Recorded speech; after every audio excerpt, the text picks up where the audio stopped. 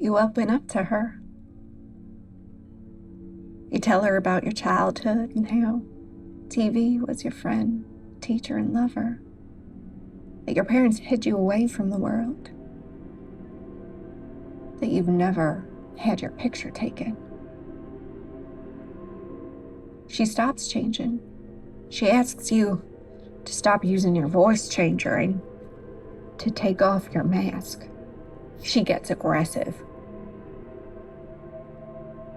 Do you let her continue with the shoot? Or do you make her leave?